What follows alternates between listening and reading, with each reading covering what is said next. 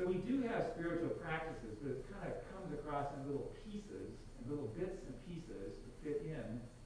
So there's really never an opportunity to have an extended time when we can really ourselves grapple with the questions, who are we? And where does our life come from? And what is our life for? We don't have that kind of an experience except perhaps in Lent. That's where we get back to the 40 days of Lent. That when the early Christian church established the season of Lent, the 40 days of Lent, they very much had in their minds the account of Jesus spending 40 years in the wilderness. And they wanted to construct Lent. They wanted to establish Lent as a time in which Christian people would have a chance in their own lives to spend some extended period of time asking themselves these same questions. And so that's what we're invited to do. We're just starting the 40-day process.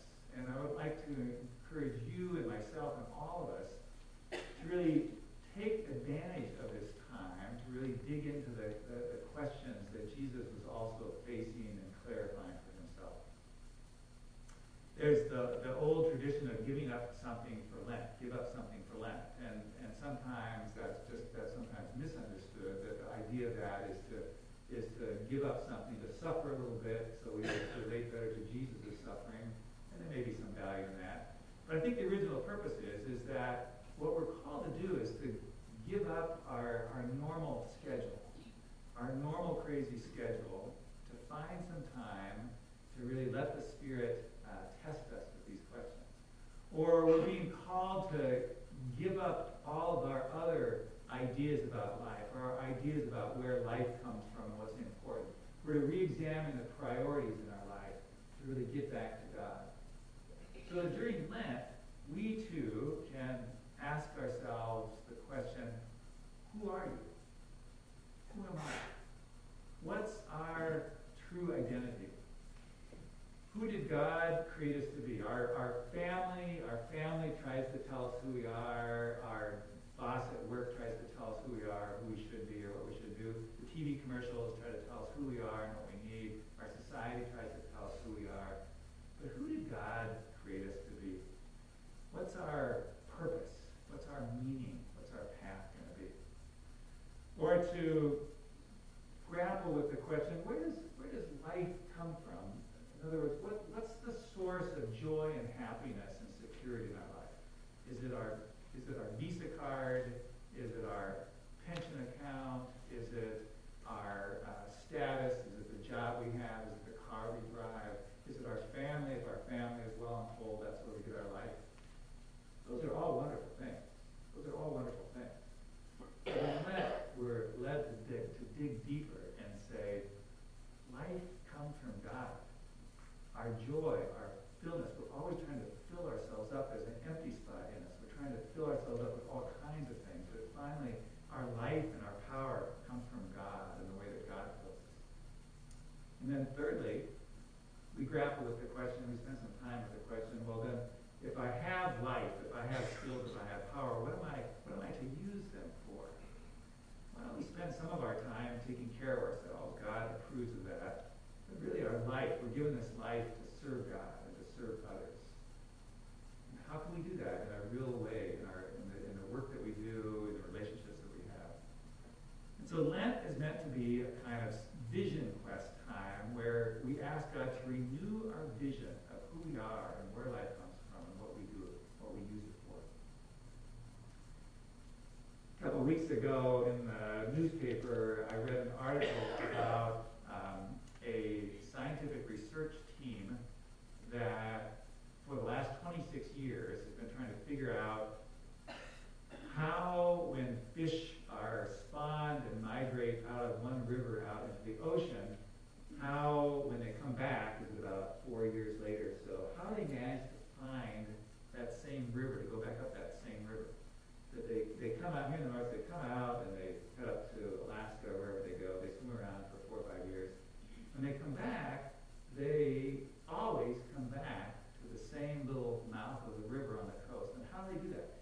So for 26 years, the scientists were somehow monitoring the different schools of newly hatched fish that were coming out of all these northwest rivers, up around and coming back. And what they believe is happening is that it's connected to the magnetic fields of the earth, that the whole surface of the earth has a particular magnetic field, and it varies somewhat by height and elevation and what kind of minerals are there. So every spot on the earth has its own particular magnetic field code. And they say that as these little fish are swimming down the river and out through the mouth of the river, they somehow absorb in their body the feeling of that magnetic field. They somehow absorb in their body what the mouth of their river feels like and what the pathway up to Alaska feels like. So that later on, when it's time to come home, they check in with themselves, and somehow they're being led back by that interior sensitivity to the magnetic field back to the right place to go up the river. Lent is a time when we're invited to slow down and go inside and once again open ourselves to where our source is, who our life is, namely God.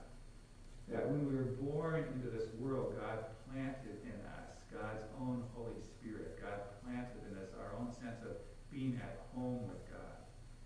And we lose that. We get distracted. We wander around. We don't always know where home is or where life comes from. Lent is the time that we are asked to search within ourselves and with the help of the Holy Spirit to find God's own planting there, God's own sense of presence in our lives, so we can get back home, so we can come back to the source. And so that's what we're invited. We're on that 40 days. So I invite you, I invite all of you, over the next 40 days, 36 days now, starting from today, I invite you to also periodically ask and reflect on those three life questions. Who are you? What's your identity? What's your meaning? What's your purpose? You are a beautiful creation of God. You are God's own daughter. You are God's own son. But beyond that, who are you to be? Where does your life come from? We invest ourselves in so many places, but invest yourself in God. Come home to God. And what will you do with your life? For the most joy, you and I, we will serve God and serve others. Reflect during Lent on those three questions. Let this be the time in which God renews your vision of who you are